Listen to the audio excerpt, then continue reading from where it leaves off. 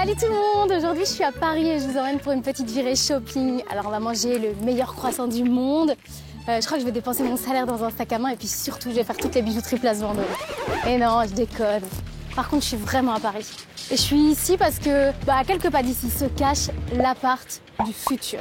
Alors dans cet appart, il y a des technologies qui sont déjà utilisées aujourd'hui dans l'espace et puis il y en a qui pourraient rejoindre de futurs programmes spatiaux. J'ai reçu les clés et je vous préviens, je vais tout tester.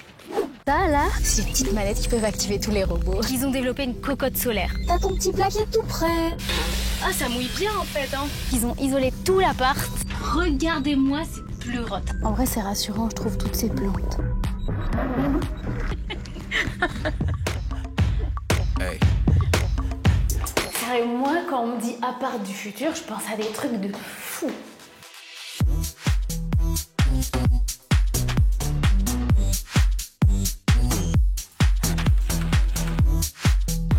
Bah ouais, ça, c'est un peu tous l'idée qu'on se fait de l'appart du futur, non? Je cours pour vous attraper. À quoi va ressembler l'appartement du futur? Oh, l'appart du futur. Bonne question. Plus ou moins 50 mètres carrés. Avec beaucoup de luminosité. Avec une magnifique vue. Ouais, mais d'un point de vue technologique. Des robots qui cuisinent. Un robot qui nettoie. Un petit truc autonome qui vole comme ça. Un robot qui m'habille. Je me comment on dit? Téléporte. De pouvoir transplaner comme ça, tu vois. Un robot qui me lave. Un robot qui... Des robots qui font des massages pour nous. Oh, trop bien les massages, je veux aussi, quoi. Un robot qui fait tout. Bah tout ce qui s'occupe des tâches ménagères, hein. Un truc tout léger qu'on peut mettre chez soi. Toi qui me sert mon apéro tout seul. Je claque des doigts, boum. Bon, allez, on arrête de se faire des films. On rentre. Waouh. C'est quoi ce truc? Des champis. Petit accueil champignonesque. Putain, j'adore les murs en tissu, c'est dingue. Il y a la blinde de plantes. Oh, en vrai, c'est rassurant, je trouve, toutes ces plantes. La cuisine. Pas mal. Bien équipée. Imagine ça, là. C'est les petites manettes qui peuvent activer tous les robots. T'es là? On met le bureau là? Ouais. Ok, cool. Allez, c'est parti.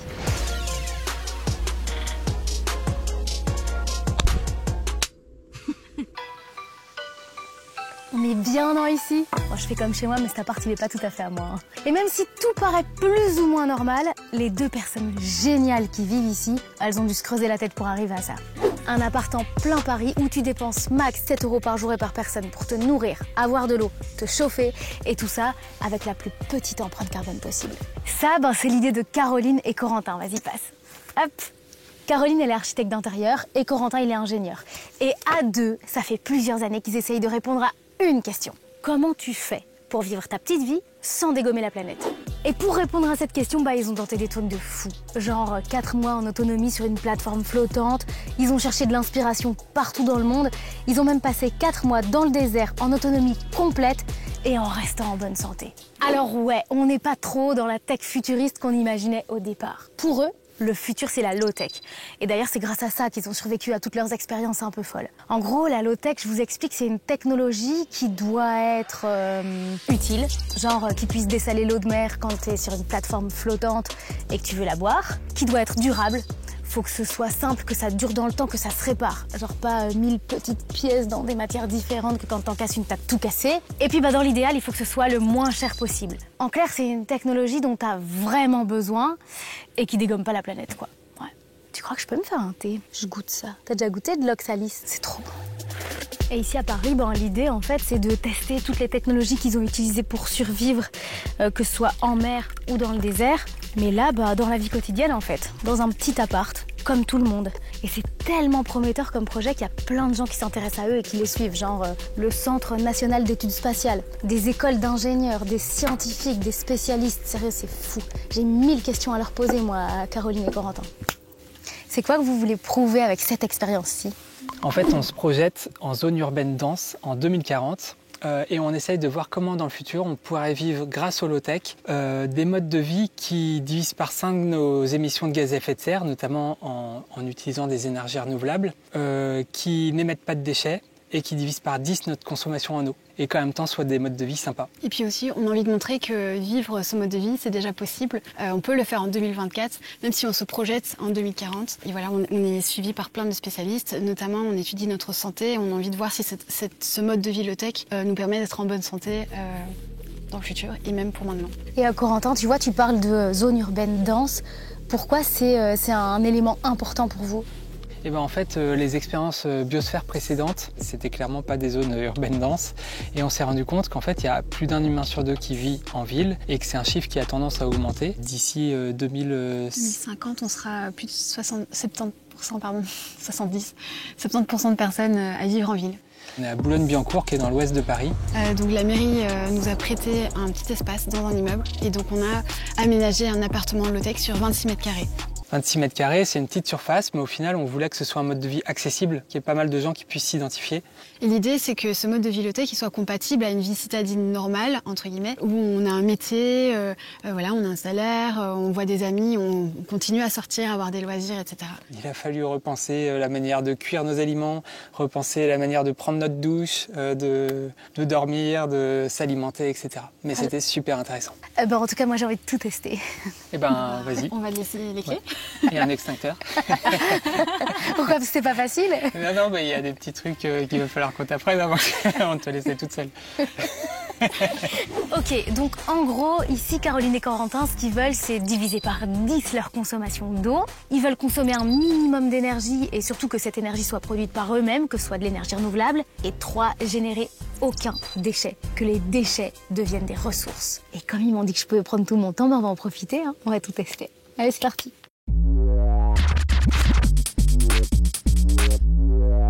Un des premiers objectifs dans cet appart, c'est de diviser la consommation d'eau par 10. En gros, passer de 150 litres d'eau en moyenne par jour et par personne pour la France à 15 litres. Et pour y arriver, il y a cette douche brumisante.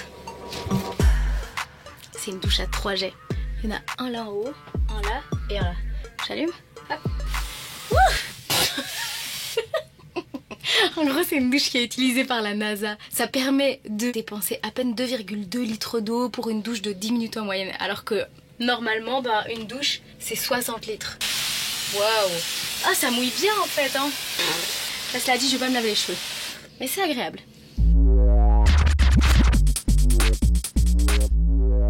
Il suffit de regarder la thune qu'on claque tous les mois en électricité, en gaz, pour comprendre que c'est cool de consommer moins d'énergie et d'arriver à la produire soi-même. Ça, c'est leur deuxième objectif. Parce qu'en plus, consommer moins d'énergie, ça diminue l'empreinte carbone. Bon, alors comment ils y arrivent? Je vais vous le montrer dans l'endroit que je préfère, je crois, dans cet appart. La salle de fitness. Voilà, c'est ici. Dans l'appart du futur, la salle de fitness, c'est aussi la buanderie. En 40 minutes de rameur, ta lessive est faite.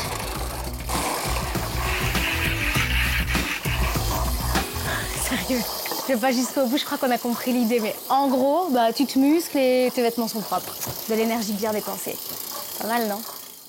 Alors, le chauffage, il y en a pas. Eh non. Et pourtant, j'ai pas froid. Hein. Mais regardez, en fait, ils ont isolé tout l'appart avec ça, de la laine de chanvre. Pas mal, hein? Hop, je referme. Tu peux le remettre, s'il te plaît. Et pour le reste, ils consomment quand même un petit peu d'électricité qu'ils produisent ici, sur le toit de l'appart. Les toits de Paris, les gars. Avec 2 panneaux solaires, ils sont juste là. Voilà, 4 mètres carrés de panneaux qui permettent d'alimenter les lumières, le chauffe-eau et même la cuisine. La cuisine, ma passion, genre. Bon, je peux vous garantir que dans l'appart du futur, on continue à bien manger et on mange pas n'importe quoi. Évidemment, cuire des aliments, ça consomme la blinde d'énergie. Or, Caroline et Corentin, ils veulent diminuer la quantité d'énergie qu'ils utilisent. Du coup, ils ont développé une cocotte solaire. Ça consomme 10 fois moins qu'un four. Ils l'ont développé avec une école d'ingénieurs. Et en gros, cette cocotte-là, elle est reliée directement à des panneaux solaires. Tu mets ta nourriture dedans le matin, ça cuit pendant environ 1 heure. Et là, bim! Un bao fait maison. Quand tu rentres le soir, c'est ça qui m'explique. T'as ton petit plat qui est tout prêt. Ça a l'air trop bon. Et là, ces pleurotes, là, elles sont cultivées ici, dans cet appart. Je vous explique dans 2 secondes d'où elles viennent. Mais ça m'oblige à vous parler d'un autre truc d'abord, c'est leur 3e objectif, la gestion des déchets.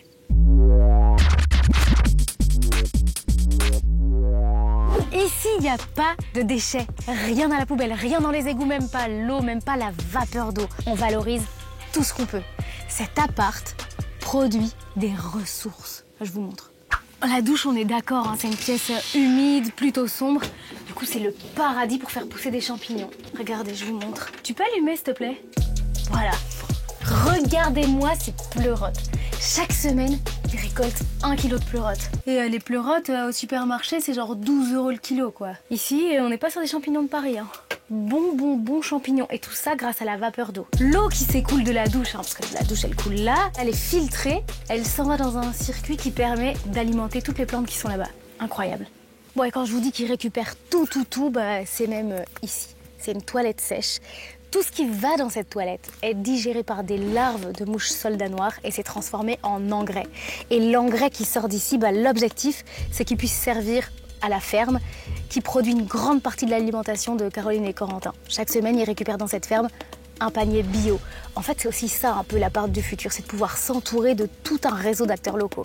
Honnêtement, je crois que je pourrais encore vous parler des heures de tout ce qu'il y a ici, tellement c'est génial.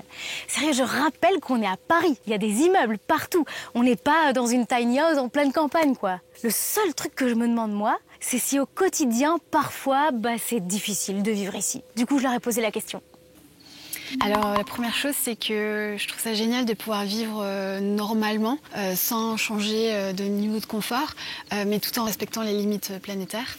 C'est juste qu'il a fallu qu'on change un petit peu nos habitudes, mais finalement ça s'est fait de manière très douce. Et il faut savoir qu'à l'issue de ce projet, on va diffuser un maximum de données, parce qu'en fait pendant cette expérience, on est un peu des cobayes, et donc on mesure plein de choses. En fait, on aimerait bien savoir si ce mode de vie, il impacte notre santé ou non, est-ce que c'est financièrement accessible, tout ce qu'on a mis en place. Donc voilà, il va y avoir plein de données et l'idée c'est de restituer tout ça de manière open source à l'issue du projet. Corentin, est-ce que tu crois qu'il y a un maximum de personnes qui pourraient adhérer à ce mode de vie dans le futur ? Et en fait, c'est ce qu'on a voulu savoir en lançant un programme de sciences participatives où on a proposé à plein de gens, en France et il y en a aussi en Belgique ou en Suisse, de faire des morceaux de cette biosphère. Donc il y en a par exemple 170 personnes qui testent la douche, 250 qui testent la culture de champignons, etc. Et on est en train de voir justement en leur posant des questions sur leurs expériences, ce qui marche pas.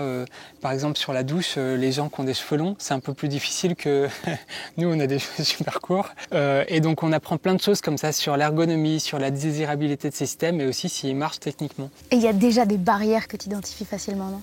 Du coup, j'identifie 2 barrières principalement. Il y en a une, c'est technique, c'est que les entreprises, elles vendent pas encore ces systèmes-là. Mais je pense que c'est pas très difficile en quelques années de faire en sorte qu'il y ait sur le marché toutes ces low-tech. Mais la barrière la plus dure, c'est culturel. Les gens, ils veulent pas entendre parler de champignons, ils veulent pas entendre parler de bactéries ou d'insectes. C'est considéré comme des nuisibles. Et nous, au contraire, on est un peu comme une arche de Noé au milieu de la ville.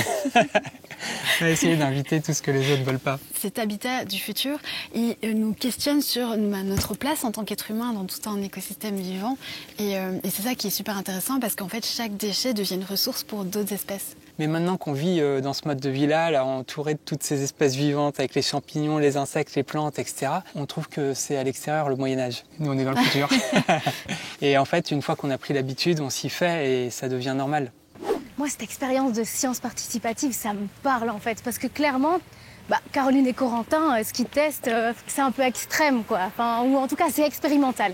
Et voir comment nous, on pourrait mettre en place ces changements-là dans une vie quotidienne, avec un boulot à plein temps, des enfants, des courses à faire, je trouve ça génial. Je sais pas, moi, parfois, le moindre petit changement, ça me semble insurmontable. Du coup, quand je vois comment Sophie, qui participe à ce projet de science participative, quand je vois comment elle s'implique dans le projet champignon, je trouve ça trop cool. Je m'appelle Sophie et je suis une des candidates au programme de sciences participatives pour la mission des Plurottes. J'étais intéressée d'apprendre à cultiver moi-même des champignons à la maison, mais aussi de faire découvrir l'expérience à mes enfants et puis apporter mon aide aux initiateurs du projet afin qu'ils puissent récolter le plus grand nombre de données. Alors la mission, au départ, on doit chacun commander notre kit de Plurottes et puis on doit commencer à les cultiver. Toutes les semaines, on reçoit un questionnaire, on répond aux différentes questions, ainsi les organisateurs savent tirer des conclusions pour voir si le low-tech est applicable facilement chez les particuliers. Les différents candidats pour une même mission sont regroupés dans différents groupes via un réseau social. Si on a une question, on peut la poser. Par exemple, ici, mes Plurottes sont un petit peu plus grands que ce qu'il fallait au départ. Donc, j'ai vu qu'il y avait des petites taches blanches dessus. Et là, je sais que ce sont des spores grâce au groupe. Donc, c'est pas mal parce qu'on peut apprendre pas mal de choses. Et surtout que c'est la première fois que je cultive des champignons à la maison. Donc, le faire avec d'autres personnes est vraiment intéressant. Au début, j'avais un petit peu d'appréhension, je ne savais pas trop dans quoi je me lançais, donc c'est très facile à faire. Pendant toute la phase d'incubation, ça ne prend que quelques secondes, juste le temps de prendre la température et de bien vérifier que tout est correct. Ensuite, pendant la phase de fructification, on humidifie une fois le matin, une fois 4 heures, une fois le soir, et ça va très vite. Et là, c'est vraiment intéressant parce qu'on voit les plus rodes pousser. C'est pratique parce qu'on peut avoir ses propres champignons comme les légumes du potager. Alors avantageux, pour l'instant, je ne peux pas encore le dire parce que je n'ai pas encore pesé la récolte que j'avais ici. À voir après à la fin d'expérience. C'est utile, ça ne demande pas beaucoup de temps. Je serais prête à utiliser d'autres low-tech, pourquoi pas, un à la fois, comme ça j'ai le temps de m'adapter à chaque fois. Alors, est-ce que l'appart de Caroline et Corentin, c'est l'appart du futur? En tout cas, c'est un appart qui répond à plein de problèmes qu'on connaît tous, en fait. Que ce soit pour l'écologie ou même pour l'économie, en fait. Sérieux, il n'y a qu'à voir combien on claque chaque mois pour l'eau, pour l'électricité. Et là, enfin, avec cet appart, on a plein de solutions sous les yeux. Alors évidemment, on en est au stade expérimental et il faudra voir ce qui est concluant dans cet appartement et ce qui peut être développé à plus grande échelle. Bon allez, dites-moi si vous vous sentez prêt à vivre dans ce genre d'environnement, dans ce genre d'appart. Et puis surtout, abonnez-vous à nos pages Facebook, Insta, YouTube pour rien louper de nos vidéos. Bisous et puis bonne chance surtout. Moi je rentre à la maison.